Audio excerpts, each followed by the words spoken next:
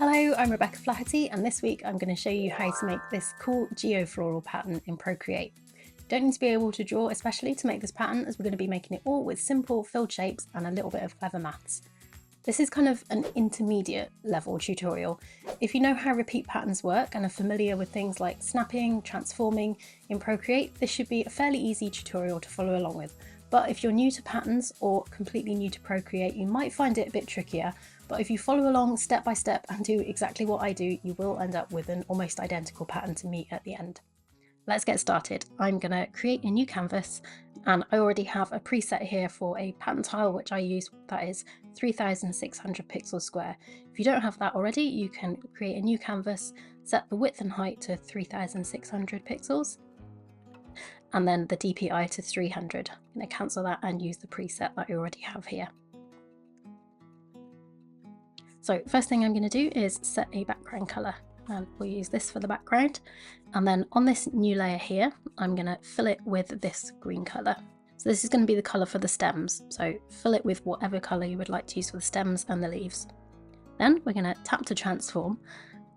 I have bicubic for my interpolation method down here, and we're going to tap on any of these blue nodes here. It doesn't matter which one of these you tap on, and we're going to uncheck the ratio here.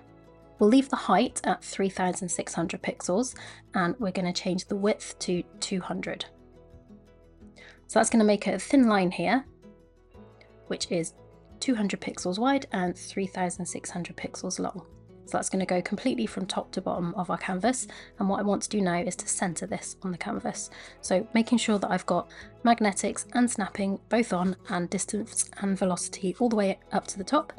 We can then drag this into the middle of the canvas and snap it into the middle there. So we've got an orange line going down through the middle of it, vertically and horizontally. Then we can tap up there to set that. So that's going to be the flower stem.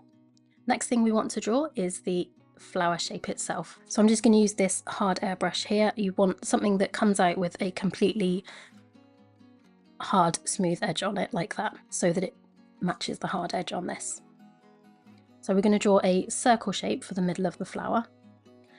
So we want to add a new layer, and I'm going to draw a circle shape on here. So we're going to draw a rough circle shape like that, hold, and then tap with my finger, lift up with a pencil, and that will snap to a perfect circle there. And then we want to fill it like that with a threshold high enough so that we don't get any gaps on the edges there. Then we can center this circle on the canvas. So we've still got snapping and magnetics on there, and I'm going to center this on the canvas until that snaps into the middle there. To make sure that it's definitely snapped to the middle, like you can see there, we've got that blue line. That blue line is showing that it's snapped to the middle of this one, which we know is in the middle of the canvas, but just to be completely sure, I'm going to hide this one, and then we can center that on the canvas that way, and then you'll see orange lines there. We can turn this one back on. So now we want to draw the petals in. I'm going to add a layer underneath the daisy. I'm going to turn on the drawing guide to do this. So I'm going to turn drawing guide on and then edit drawing guide. I'm going to go to symmetry, options, and I want radial symmetry for this. So then we can tap done. And I'm going to draw some petals in here that are going to appear on this line of symmetry and this one. So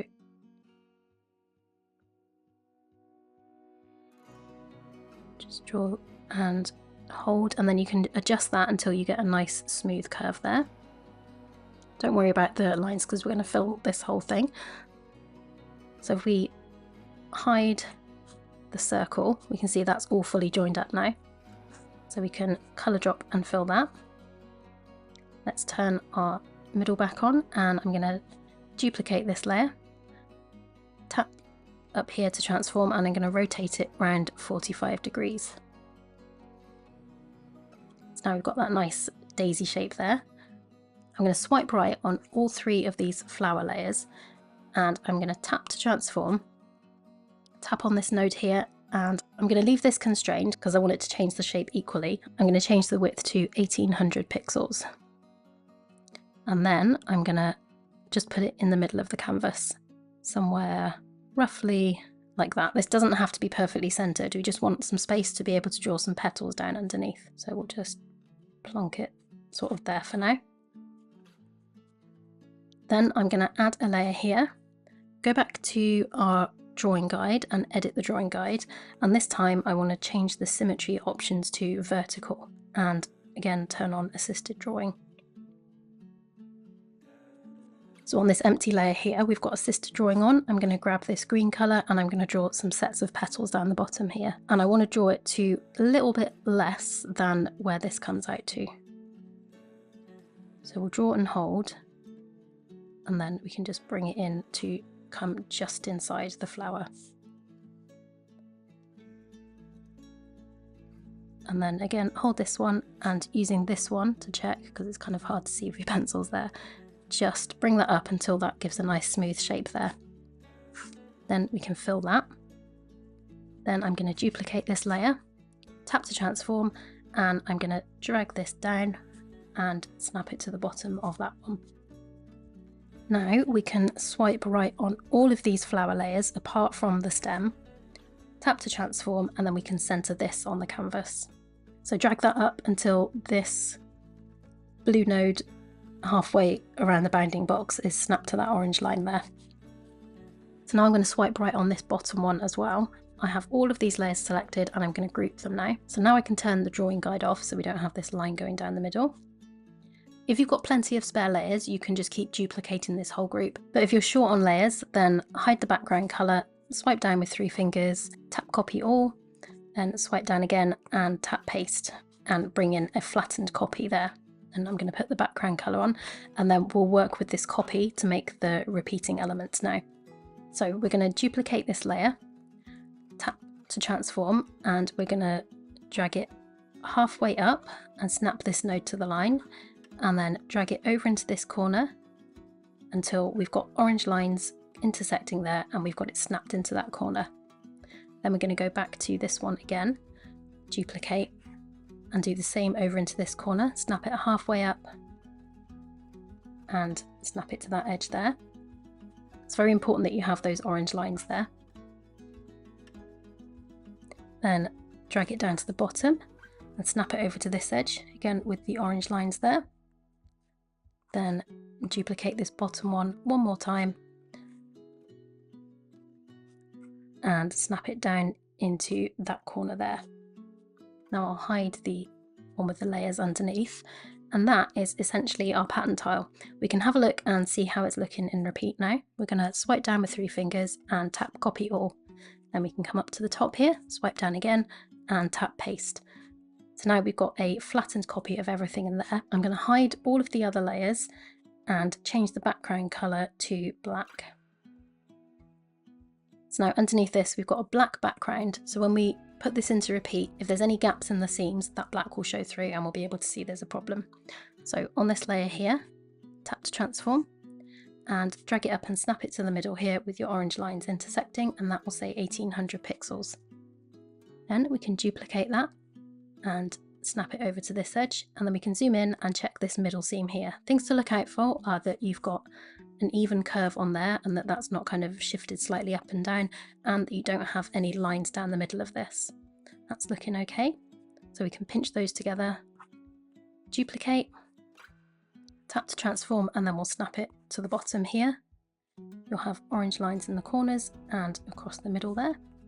And then we can again zoom in here. And on these flower stems, make sure that that is going straight up and down and that you've not got kind of any sort of shifted slightly one way or the other, or a gap running across the middle there. But that's looking okay, and that is our flower pattern in repeat. We can take it one step smaller. So I've just pinched and merged all of those together. I'm going to tap to transform, repeat that same process again, snapping it into each of these corners, pinch those together, and that is how our pattern is looking in repeat. I hope you've enjoyed watching this tutorial and that you have a go yourself. From now on, I won't be posting my artwork on Instagram anymore because of their new AI updates to their privacy policy. I switched to using a platform called Cara for sharing my art and connecting with other artists. Cara is a social media and portfolio platform for artists that filters out generative AI images so that people who want to find authentic creatives and artwork can do just that. I've been delighted to connect with a lot of you over there already, and it just feels like a really refreshing, creative and exciting new community to be part of. My username over there is @bekkiflaherty, the same as it was on Instagram, so I'd love for you to join me over there on Cara and share your patterns and tag me so I can see your versions of this tutorial. I just want to point out I am not sponsored by Cara or anything. I was not asked to promote them. I just really like using that platform as an alternative to Instagram. If you want to see more from me, don't forget to subscribe here on YouTube for pattern tutorials like this every week. And if you want to see more in-depth courses from me, you can find those over on Skillshare. If you're not already a Skillshare member and you sign up using the link below, you'll get 30 days for free. Have fun, stay creative, and I will see you next time.